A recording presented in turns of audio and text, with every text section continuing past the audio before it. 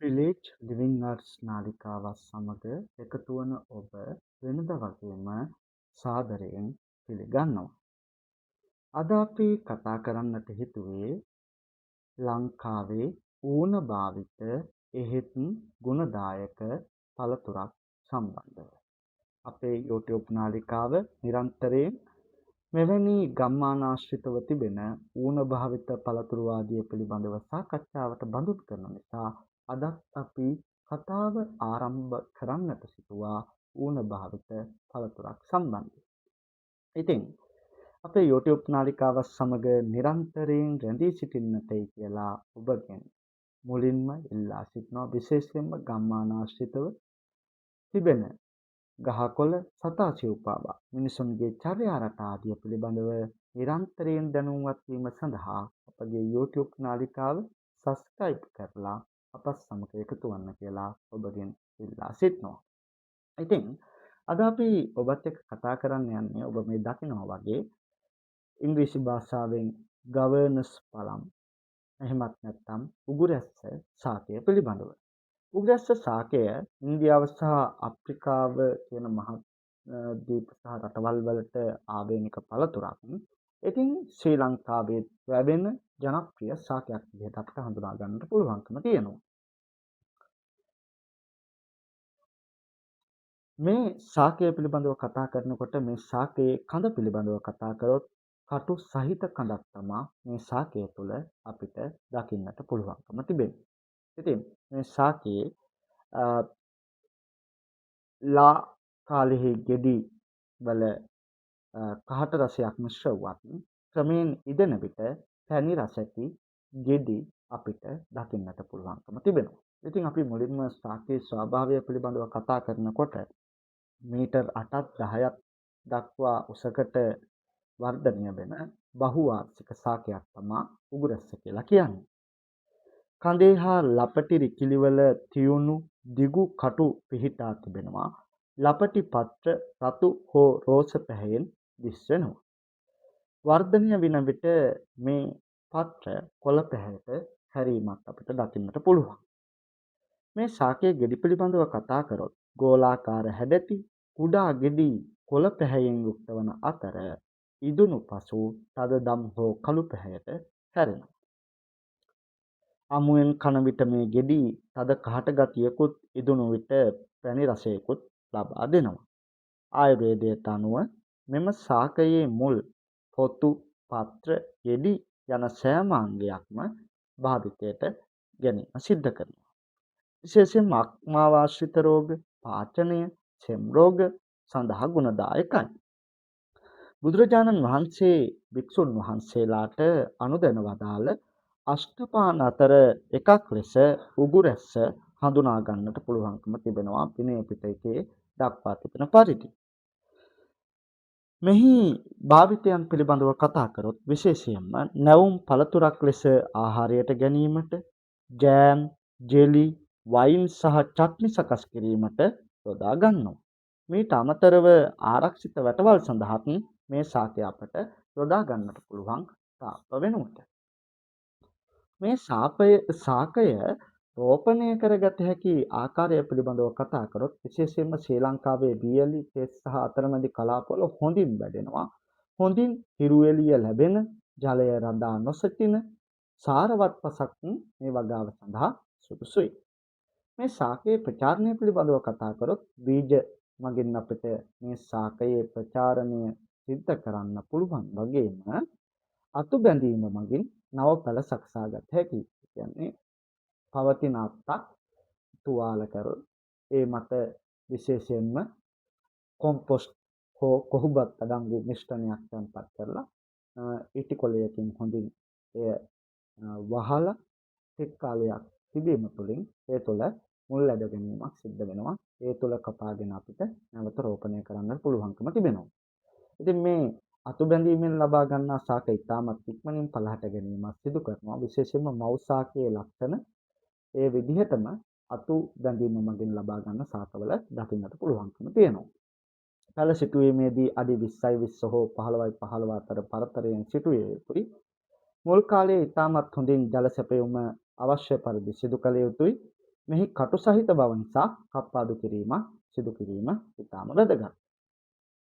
උගුරැස්ස ශාකයෙහි හටගන්නා ගෙඩිය තුළ තියෙන පෝෂණ ගුණ පිළිබඳව කතා කරොත් විශේෂයෙන්ම මේ ගෙඩියේ විටමින් C බහුලයි. ඒ නිසා ශරීරයේ ප්‍රතිශක්තිකරණ පද්ධතිය ශක්තිමත් කිරීමට හා සමේ නිරෝගී භාවයට උපකාරී වෙනවා. ඒ කියන්නේ අපේ සම පැහැපත් කිරීම, ඒ වගේම සම තුළ හටගන්න නොයෙකුත් ආසාදන තත්ත්වයන් නැති කර ගැනීමට උපකාරී වෙනවා උගුරැස්ස නිරන්තරයෙන් ආහාරයට ගැනීම.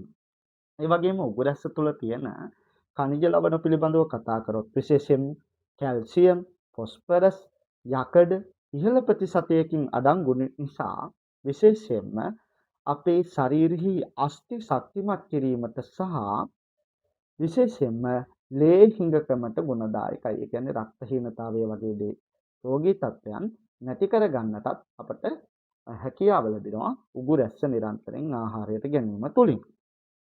ප්‍රතිඔක්සිකාරක අඩංගු නිසා ශරීරයේ සෛල විනාශ වීම වළක්වා විශේෂයෙන්ම පිළිකා වැනි බෝ නොවන රෝග වැළඳීමේ අවදානම අඩු කරනවා. විශේෂයෙන්ම අපේ ශරීරයේ අභ්‍යන්තරෙහි හටගන්න මුක්ත සෛලත් සමග සටන් කරලා අපේ ශරීරය ඉතාමත් හොඳින් ආරක්ෂා කිරීමේ කටයුත්ත ප්‍රතිඔක්සිකාරක ගුණයෙන් සිද්ධ වෙනවා. ඉතින් ඒ ප්‍රතිඔක්සිකාරක ගුණය සහිත පළතුරක් විදිහට අපිට මේ උගුරැස්ස හඳුනා ගන්නට පුළුවන්කම තිබෙනවා. විශේෂයෙන්ම මේ වගේ ගුණාංග තියෙන මේ උගුරැස්ස පිළිබඳව ආයුර්වේදයේ කොහොමද දක්වන්නේ, ආයුර්වේදයේ මොන වගේ ප්‍රතිකාර සඳහාද මේ උගුරැස්ස යොදාගන්නේ කියන කාරණය පිළිබඳව සාකච්ඡාවට බඳුන් කරොත් විශේෂයෙන්ම අක්මාව නිරෝගී කිරීමට උගුරැස්ස උපකාරී වෙනවා. උගුරැස්ස ගෙඩි හා කොළවල යුස විශේෂයෙන්ම ජන්ඩිස් හෙවත් සිරුර කහවීමේ රෝගයට හා අක්මාවේ රෝග සඳහා ප්‍රතිකාරවලට යොදා ගැනීම සිද්ධ කරනවා. ඒ වගේම අජීර්ණය හා පාචනය වගේ රෝග තත්ත්වයන් වළක්වා ගන්නට මේ උගුරැස්ස ඉතාමත් වැදගත්. මෙහි ඇති කහට ගතිය නිසා බඩවැල් වල ඇතිවන ආසාදන සහ පාචන තත්ත්වයන් පාලනය කිරීම සිද්ධ කරනවා. කුඩා දරුවන්ට වුණත් ස්වල්ප වශයෙන් අපට මේක පානයක් විදිහට සකස් කරලා දෙන්න පුළුවන් නම් තාමත් වටිනවා. සර්ප විෂ නැසීමට විශේෂයෙන්ම ආයුර්වේදය තුළ මෙහි මුල් සහ පොතු විෂනසන ගුණයෙන් යුක්ත ලෙස සලකා ප්‍රතිකාර සඳහා භාවිතා කරනවා සර්ප වෙදකම තුළදී. ඒ වගේම දියවැඩියාව පාලනයට කොහොමද මේ උගුරැස්ස යොදාගන්නේ කියන කාරණය පිළිබඳව සාකච්ඡා කරොත් විශේෂයෙන්ම මෙහි පට්ට තම්බා සකසා ගන්නා කසාය මගින් රුධිරයේ සීනි මට්ටම පාලනය කරනවා. ඉතින් මේ වගේ ගුණාංග රාශියක් සහිත ශාකයක් විදිහට අපිට උගුරැස්ස ශාකය හඳුනා ගන්නට පුළුවන්කම තිබෙනවා. ඉතින් ඔබගේ නිවසේත් මේ වගේ උගුරැස්ස ගහක් තියෙනවා නම් ඉතාමත් වටිනවා. විශේෂයෙන්ම ප්‍රතිඔක්සිකාරක ගුණය සහිතයි. ඔබේ සමේ නිරෝගීකම රැකදෙනවා. ඒ වගේම ඔබගේ කැල්සියම් ආදී ඛනිජ ලවණ අවශ්‍යතා ශරීරයෙහි සපයා දීම සිද්ධ කරනවා. විශේෂයෙන්ම ඔබගේ අස්ථි පද්ධතිය ශක්තිමත් කිරීම, නිරක්තිය වගේ රෝගී තත්ත්වයන් දුරු කිරීම, ප්‍රතිශක්තිකරණ පද්ධතිය ශක්තිමත් කිරීම කියන මේ කාරණා සියල්ල නිරන්තරයෙන් සිද්ධ වෙනවා. ඒ නිසා මේ උගුරැස්ස කියලා කියන්නේ නිරන්තරයෙන් අපට ආහාරයට ගන්නට පුළුවන් නම් තාමත් වටිනා පළතුරක්. නමුත් ලංකාව තුල ඌණ භාවිත පළතුරක් විදිහට තමයි අපි මේ ශාකය හඳුනාගන්නේ.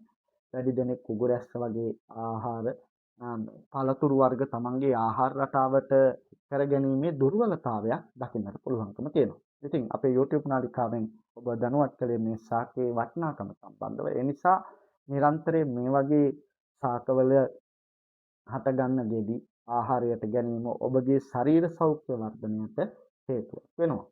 ඉතින් මේ වගේ ගම්මානාශ්‍රිතව තියෙන ගහකොළ සතා සිව්පාවා සහ මිනිසුන්ගේ චර්යා රටා පිළිබඳව නිරන්තරයෙන් දැනුවත් වීම සඳහා අපගේ විලේජ් ලිවිං ආර්ට්ස් නාලිකාවත් සමග නිරන්තරයෙන් රැඳී සිටින්නට කියලා ඔබගෙන් ඉල්ලා සිටිනවා. ඉතින් මේ වීඩියෝව අවසානයේ තෙක් නරඹන ඔබට බෙහෙවින්ම ස්තුතියි කියන්නත් අපි අමතක කරන්නේ නැහැ. ඉතින් අපේ YouTube නාලිකාවත් සමග නිරන්තරයෙන් රැඳී සිටින්න මෙවැනි තොරතුරු දැන ගැනීම සඳහා. ඔබට බෙහෙවින්ම ස්තුතියි.